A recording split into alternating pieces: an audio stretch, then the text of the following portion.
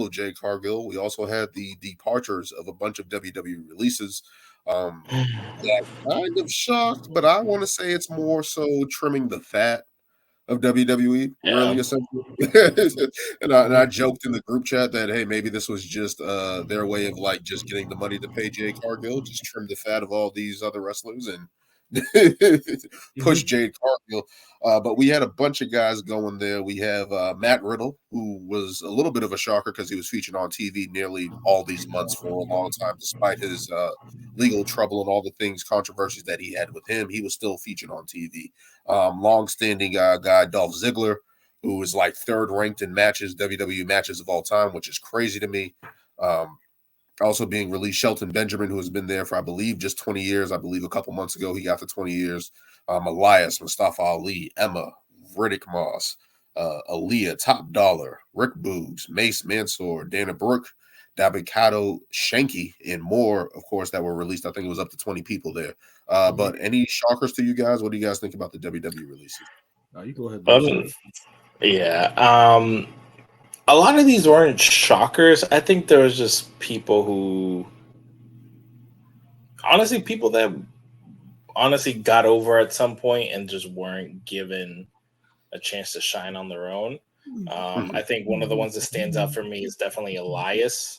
Elias was definitely one who, whether he was a heel or whether he was a babyface, got over easily. And, the man was, I wouldn't say maybe he was like the greatest wrestler. I think he was a good wrestler. I feel like they didn't let him highlight it as much. I kind of always wanted him to win the mid-card title, whether it was US or IC or even a tag team, just to kind of like, I feel like that would have easily have elevated him into another like rank. You want to know who he reminds me of? Who? Damian Sandow. Yeah. That's who he reminds me of. And see, that's why I talk. When you feel that cash in the Money in the Bank, it's like.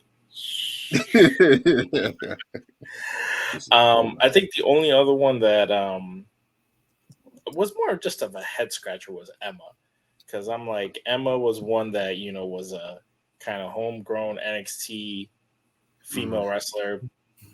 Got released, she kind of wasn't really doing anything big at that time, but went on the independent scene and was killing it. She was a heel, she had a new persona and everything. And then I was happy that she was to come back because, she had an amazing match with Paige down in NXT and a couple other people. And she had a kind of a little goofy gimmick early on, but for her to come back and not to like let her highlight anything and then just put her as like a manager / girlfriend type thing. I didn't really understand what that was. And then just release her again. It didn't really. Isn't this her third time being released? I believe it is.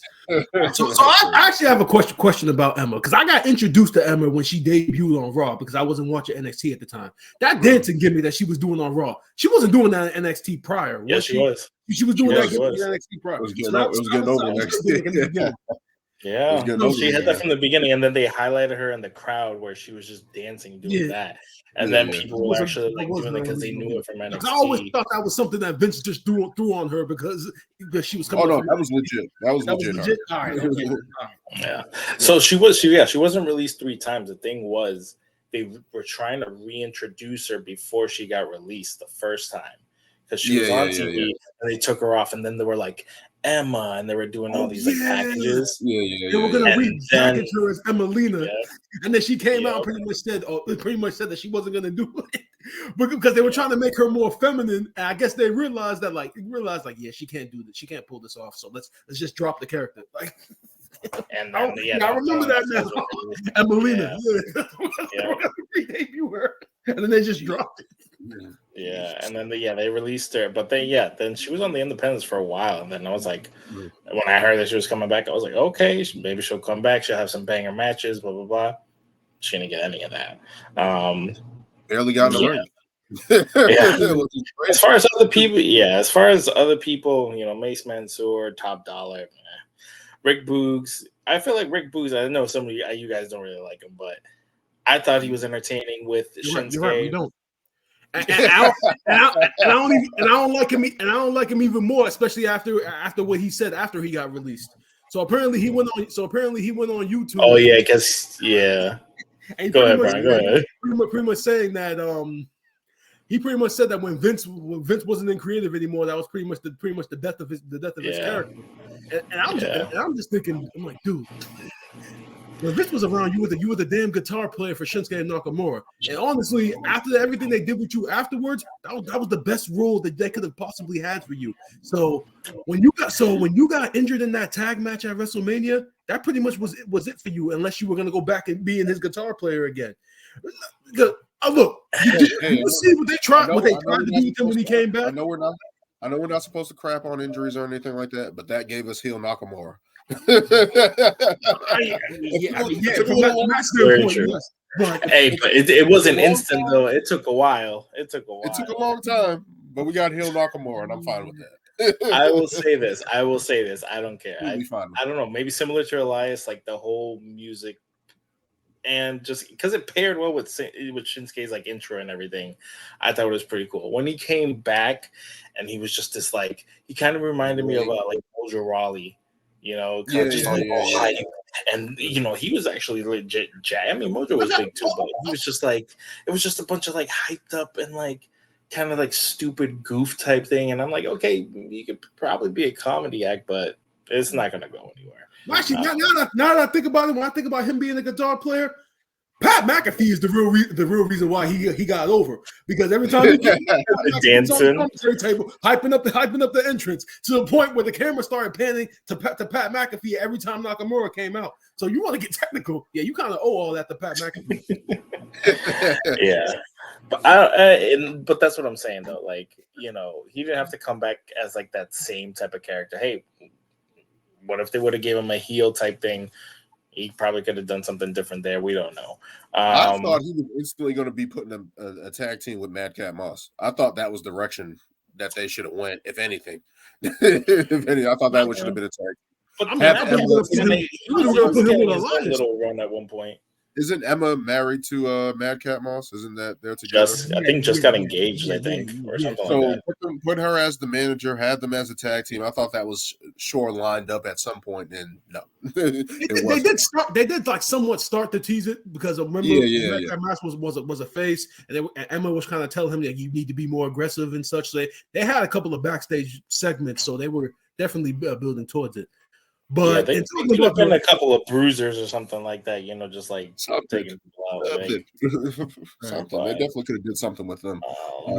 But definitely, when I look at these list of releases, the two that stand out to me are Mustafa Ali and Matt Riddle. More so Ali, because he was actually one of the ones out of all the releases that was still being featured weekly on television, to the point where he had a title match this Sunday at NXT No Mercy against Dom. So that was definitely left field. And then you read the reports, and it's pretty much been like the same story of like he's wanted out for like the longest time, and they wouldn't give it to him. So they like there was supposed to be something. I was reading that there was supposed to be something with him and either Dragon Lee for the NXT North American title. Like they was actually supposed to be in a feud with each other, actually battling for the title. And then at the last minute, they switched to put Dominic Mysterio in there, and he got the title. And whatever original plans they had, that fell through. And now when they came up with the him to face Dom, I'm pretty sure some of the booking decisions in that pretty much saying you're not going over. Yeah, probably was the last straw for him, and he was like, "Nah, I'm not doing that." I also saw a video that I guess he was also catching a little heat, because I guess I don't know if it was the same character he was doing at the time. I remember obviously before he went to NXT, he was doing the whole like positivity thing. But he was doing I guess he did kind of like a video pack, like him speaking, but I guess it was kind of like him in a suit, and he was all like kind of like a candidate type thing. Yes, like that controversial like we are American. I guess it came off a little, not conservative, but like I don't know, like he was just portraying like a political figure, and Exactly. I don't know. I guess it got posted, and then didn't they put him in retribution? I mean, retribution. I mean, retribution wasn't political. I mean, WWE now, like, bro, if you have a political Antifa, all that stuff there with all that stuff they were tying into, they literally, like, yeah, that's they said that they, I mean, from that standpoint, yes. But when you first saw Retribution, were you thinking like? I did. When they did that fire segment, all the riots that were going on around that time and stuff like that, and then all the stuff with that, like that was around that time. So putting 2 and 2 together, it was like. When I first saw it, when I first saw it, it was more down even more to the point. Yeah, when I first saw it, I thought it was more just like a Nexus type thing. But then when they did that thing where they like started the fire, I was like, oh, this is some whole like kind of terrorist type thing.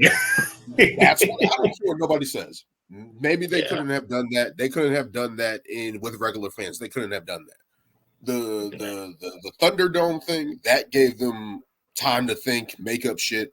When we first saw that shit, when they actually invaded SmackDown and started beating up everybody, that was crazy. It was awesome. It was entertaining. It was like, oh shit, this is going to be something. And then all the storyline just fell. Again, everybody started making the Antifa ties, and that's where everything just fell apart, where the storyline got dumb. They had no, it was something about like, oh, we're the forgotten ones and this and that. And was fine with that. Over. And then, but then it was just like, they didn't really have a purpose after that. There was no. It was basically NWO with Jace. That's what, like, because when you think about the beginnings of NWO and stuff like that, and I think there was a match that they if they won, they would have got the rights to Nitro or be a part of WC. There was something like that with NWO. So it was kind of along the lines of that. But it was like, if they would have did it right, where they just kept causing havoc and beating up people and stuff like that and actually getting over, then it would have meant something. But then they have the stupid mask. They had all these dumbass names. Terrible. It fell apart. Yeah. So in talking about Matt Riddle, I mean, I think I said it in our group chat. I always thought Matt Riddle was just like either one failed drug test or one more additional incident away from just them be saying, okay, we've had enough. We've had enough of this guy. As unique as he is, it's not worth it anymore. I think Randy Orton's absence has as much to do with his release as anything else. Not having Randy Orton because I think them in a tag team, it kind of kept Riddle on a narrow straight line with Randy, a person who's been in. Maybe that's why they were paired together. A person that's been through all that shit. Probably should have been released from WWE numerous of times, and they probably tried to pair them together. And then that injury to Randy Orton just kind of derailed that. And I've even read, I think there was a report there that they've given Matt Riddle numerous of chances to shape up, stay out of controversy, all this stuff. And it was like they just kept, maybe there's some stuff that we don't know about that happened that continued to happen and stuff like that. And then especially with that stuff with the airport stuff, which I'm not even sure got cleared up, or what's the result of that now. That was a weird one. Definitely a sore spot for him, because he was on TV every week, literally every week. So definitely a shocker. And I think, as far as another surprising, well, not really surprising, but Dolph Ziggler. You know, like you said, you know, third most matches third most television matches of all time. I definitely think he's going to AEW to go tag with his brother Ryan Nemeth.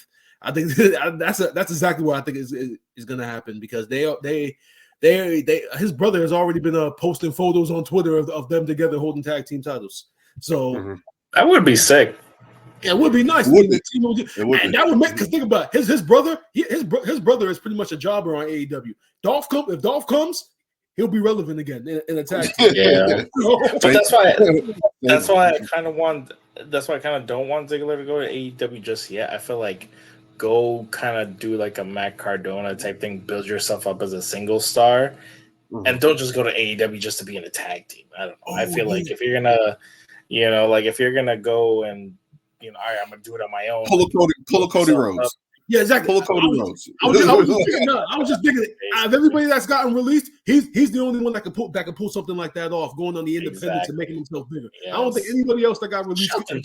Shelton too. Maybe if he really wanted to. If he really wanted to. I think like at this point, Shelton Benjamin is just. He might just be a coach. It's like, yeah, come down to Orlando. Just go to Orlando. Those days are done. Teach a couple T-bone suplexes. Be all right down there. Again, Dolph Ziggler, a guy that you think of just basically at this point was enhancement talent. So many false starts with him. Maybe the injury to Robert Roode kind of derailed him a little bit because they were together in a tag team there. So maybe that derailed whatever they were doing with Dolph Ziggler as well. But yeah, that's a big shocker. I thought Shelton Benjamin was a big shocker because you just think of guys like being WWE lifers. They're going to be there forever. They're not going to leave. Like, you always thought there was a role for Shelton Benjamin to play, whatever it was. So to see him going, especially those a lot of intercontinental title champions here. But you just think about all the false a lot of these guys. So I don't know if you guys heard that, which I thought was funny. I wanted to bring it up. So Mace and Mansoor, they were on Twitch talking about how things were in WWE after getting released. And I guess and I listened to a little bit of it. And I guess Mansoor said that he wasn't featured as much because I guess the deal was with Saudi Arabia that he wasn't supposed to be losing any matches. And that was a part of the deal. That was part of the deal. Really? Which I think is complete. Which I think is bullshit because it's like if that was the case, isn't that like a deal breaker? That Mansoor can't lose if he's going to be featured on TV. And didn't he lose a couple of matches and such? So I don't know if that's necessarily true, but I thought it was funny. But he was in a quick little tag with Mustafa Ali for a little bit too, and then he turned on him, and nothing really ever happened there. So. Yeah, but other than that, the rest of these releases, besides the people that we brought up, I mean, not really surprising. I mean, like Daniel said, trying to trim the fat with the merger and such, trying to save money here and there. Aaliyah.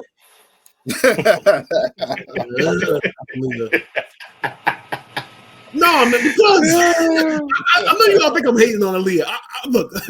The little bit that she never really did anything. Exactly. The little bit that we got of her winning the tag team title, that was all good and stuff. But I just keep on thinking about the fact that she was in NXT for so damn long, and so many other people got called up way before she did. And it's just like, she was like, I remember her. You guys remember that show that they did called WWE Breaking Ground or whatever that show was, where they featured NXT. Like I remember they featured her. She was coming into NXT, and that was like years ago.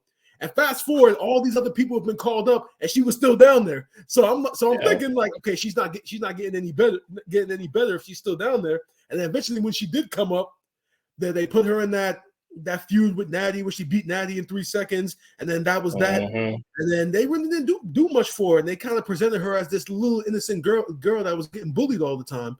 And nobody really cared. So that's why I've always been sour on Aaliyah, because I always just thought there was nothing there. No, I know. Yeah, she was in NXT way too long and then came up and nothing happened. So, I mean, they didn't even use her down there like that. So it's like, if you're not going to use her in the ring, you're not going to use her to like show development or even a jobber to that extent. Like, just she's not even on TV every week to be a jobber or anything like that. It was just like, you're not doing anything. And then WWE does this weird thing like, all right, let's bring them to the main roster and see if there's anything there. It's like, you didn't develop them. You didn't do anything with them. So what? Let's bring them to the main roster and change everything about them that made them unique in NXT. Like the fans won't notice the difference. Yeah, they don't know who these guys are. They don't watch NXT. Nobody watches NXT, even though it was way better at the time. Yeah, way better. Leaps and bounds. Way better. Putting up better numbers, but it sucks that these people got released. Hopefully, they're able to pick up their fine job somewhere. Continue with their wrestling careers. Maybe we'll see some people back. Some people get released, they come back. Whatever the situation is there with that. But we hope these guys the best. And I'm not going to do the Johnny Laurinaitis thing, so I'm not going to do that. People power. But people power.